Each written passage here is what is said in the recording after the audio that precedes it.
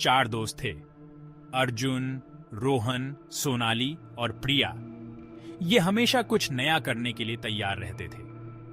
एक दिन किसी ने उन्हें गांव के बाहर एक पुरानी हवेली के बारे में बताया।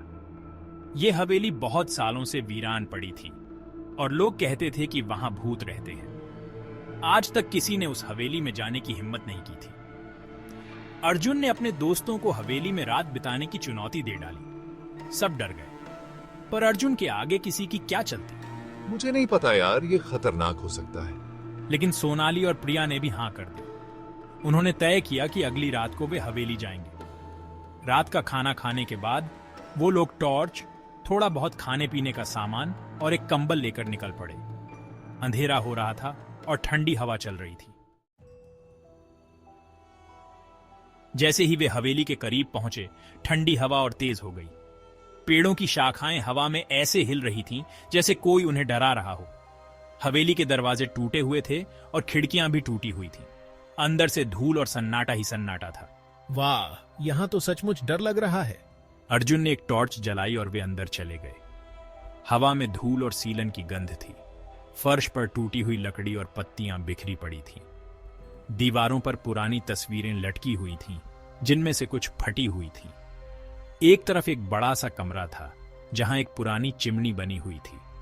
उन्होंने तय किया कि वे यहीं रुकेंगे। चलो यहाँ आग जलाते हैं। उन्होंने कुछ लकड़ी इकट्ठी की और आग जला दी। कमरे में थोड़ी गर्मी और रोशनी फैल गई। सोनाली ने एक पुरानी मेज देखी जिस पर एक किताब रखी हुई थी। यह क्या है?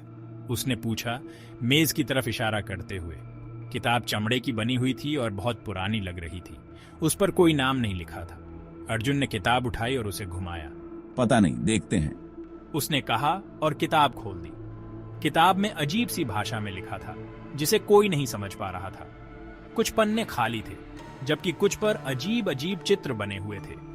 एक तस्वीर में एक आदमी का चित्र था, जिसके हाथ में एक अजीब सा निशान बना हुआ था। जैसे ही अर्जुन ने उस तस्वीर को देखा, उसे लगा कि कमरे का तापमान अचानक गिर गया है। मुझे कुछ ठीक नहीं लग रहा है, उसने कहा। उसकी आवाज में घबराहट साफ झलक रही थी। शांत रहो।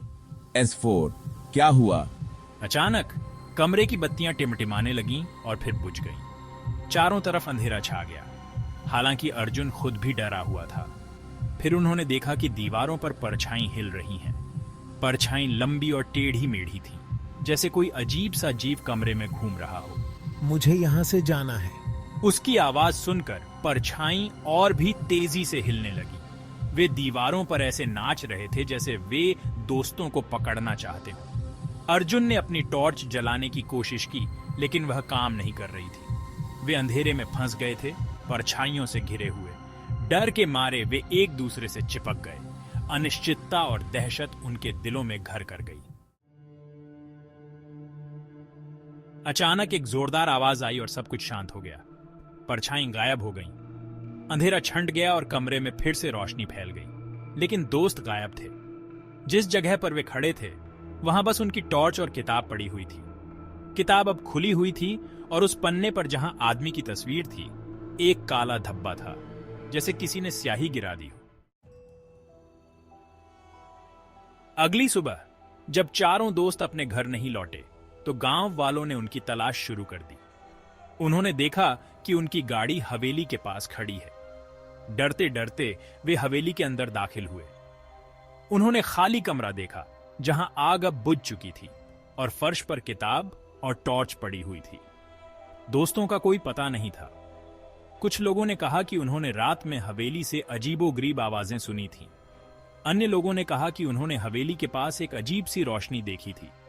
लेकिन कोई भी नहीं जानता था कि अर्जुन, रोहन, सोनाली और प्रिया के साथ क्या हुआ था। क्या वे हवेली से भाग गए थे, या फिर वे किसी अनजान ताकत का शिकार हो गए थे? गांव वालों ने कई दिनों तक उनकी तलाश की, लेकिन उन्हें कभी नहीं पाया।